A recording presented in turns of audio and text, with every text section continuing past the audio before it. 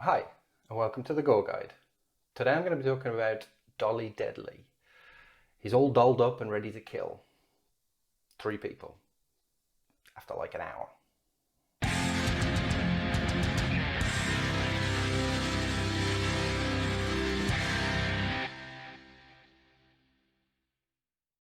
Dolly Deadly is a 2016 film released through Wretched Films and distributed through Troma. It's directed by Heidi Moore and written by Heidi Moore and Cassandra Seckler, with music by the Duke of Puke, Kurt Dirt. Starring Justin Moore as Benji, Kimberly West Carroll as the grandmother, or Mitzi, and Jay Sosnicki as Donald.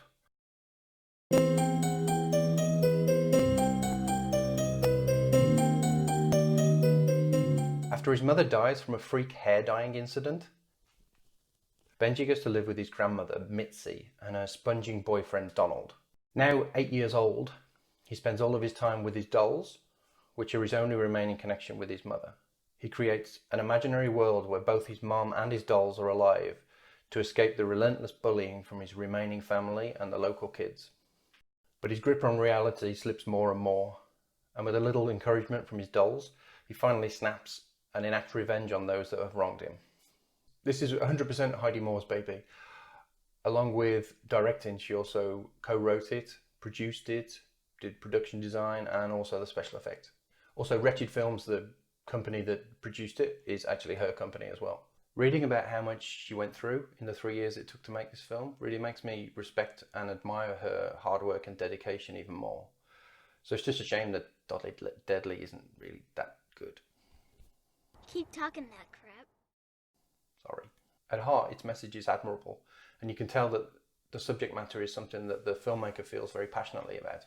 But as with most independent films, budgetary limitations restrict possibilities, so some sacrifices have to be made, and the end product may not be what the filmmaker initially envisioned. For a film with just a $10,000 budget, the production value is actually really good. And Dolly Deadly takes a very arty approach to filmmaking. Of course, I don't mean like high concept art. I mean like grimy gutter art, like John Waters. The film has some very artistic flares, and there's some really good shots and ideas carried out skillfully. Heidi Moore does a very good job. As I mentioned before, the message is an admirable one. Bullying is something that should never be ignored, so any film that brings up this subject competently is nothing but a good thing. LGBTQ issues are also brought up here, and mixed with the bullying aspect makes for the basis of a brilliant story. Unfortunately, it just isn't the best example of either element. The bullying is portrayed in a lazy way, and the commentary on gender seems like an afterthought. It's not really used until the end of the film. I feel like it could have been used to much better effect. One thing I do really like about the film is the stop motion graphics with the dolls. It adds a really creepy atmosphere to some scenes that would have been cheesy without it. I also really like the big blue doll, but because it's used so much in the promotional pictures and in the trailer, there's kind of an expectation that it's going to be in the film a bit more, and it was sorely underused. I did also appreciate seeing a Gwar and a Dwarves t-shirt. It's just a shame that they were being worn by the local bullies. It really frustrates me when punk and metal bands are used in association with the bad kids. There are a couple of amusing moments, not like laugh out loud moments, more like the noise you make when you've got like a particularly annoying bogey up your nose. Something like that. The funniest moment is when the grandmother, Mitzi, gives possibly the worst makeover I've ever seen in my life. Well, let's take a look-see. Ooh, I love it. I'll take it all. Do you take EBT? The pacing in Dolly Deadly is pretty terrible. The good scenes don't last anywhere near long enough, and they're heavily outweighed by long drawn out scenes with quirky characters that don't really bring anything to the story. For instance, there's the guy with the tinfoil hat that plants the notion of revenge in Benji's head.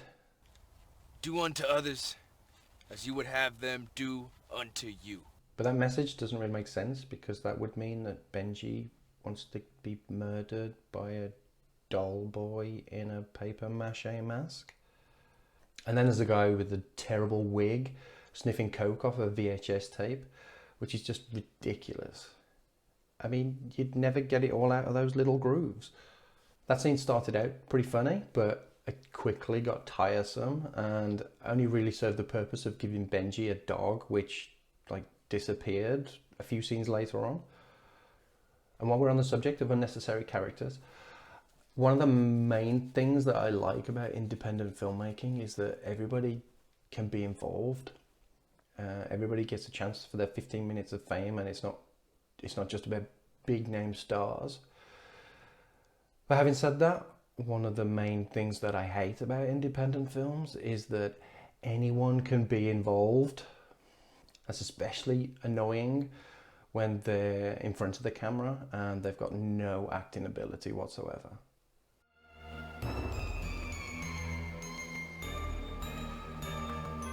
Dolly Deadly is definitely guilty of doing this, and the film would have definitely benefited from cutting out a few minor characters and focusing a bit more on the more important ones. I also don't really like horror films that use children as the main characters. It's really rare that a child actor can carry a film, and although Justin Moore does a pretty good job as Benji, it's pretty obvious as well that he's only there because he's the director's son. Oh, and he's meant to be 8. What? The reasons for him snapping and turning to murder don't really seem extreme enough to justify the outcome.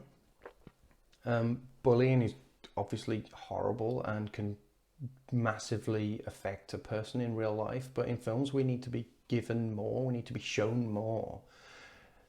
Dolly Deadly goes from Benji being a baby, jumping to him being 8 years old and living with his grandmother, and we don't really have any explanation about if the abuse that he's suffering now is something that's been going on for a long time, or if it's just something new.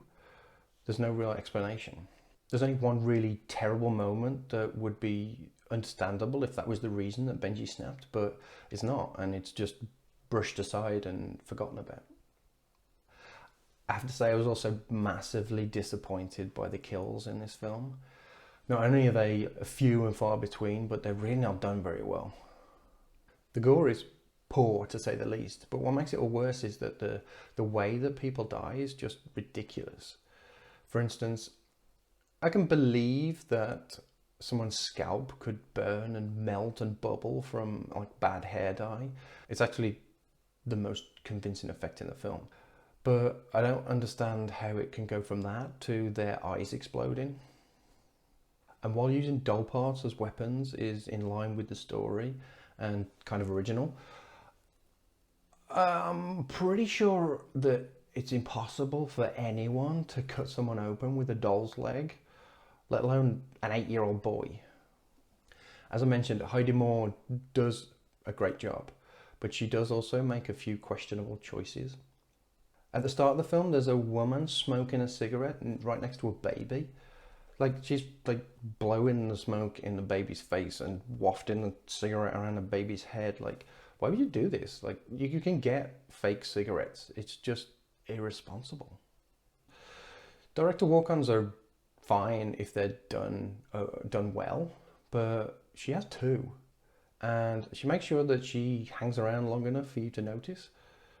And finally, there's something slightly wrong about the fact that the boy who is subjected to this mental and physical abuse throughout the whole film is actually the director's son.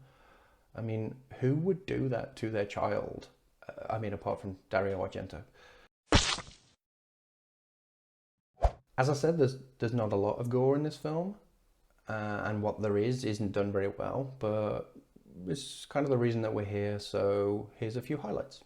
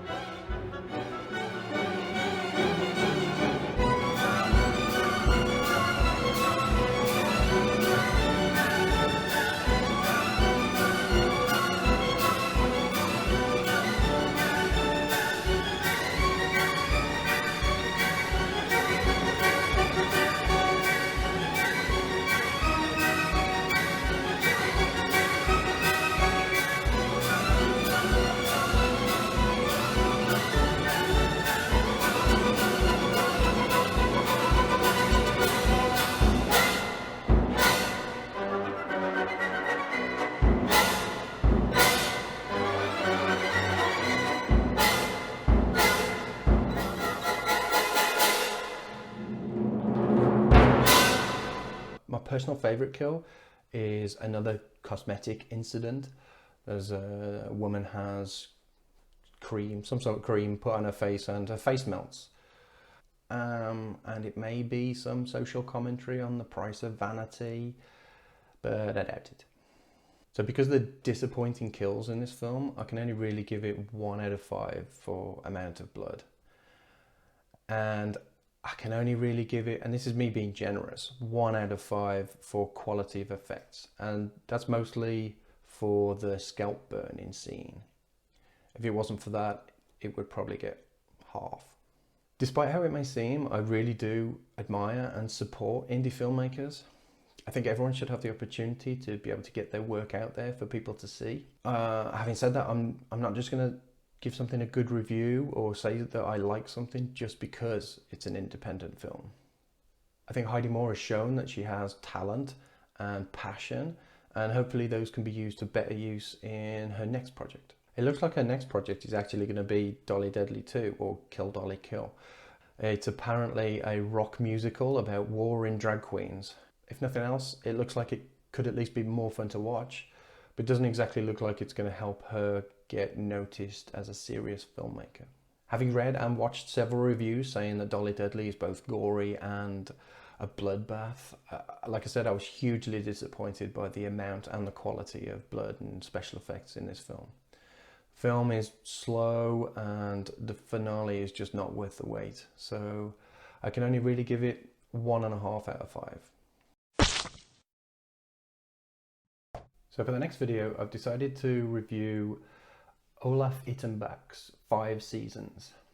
It's something that I really struggled to find on DVD and Blu-ray, and I can't really find a lot of reviews on it, so hopefully a lot of you might be interested in seeing a review on it. As most of you might already know, he is like one of the kings of splatter and gore effects, so it should be good. So that's it. That's the end of this video. I hope you enjoyed it. As always, I will be putting the link below to my Letterboxd list. That's where you'll find all of the films that I'm going to be reviewing on this channel. Take a look, see what's going to be coming up.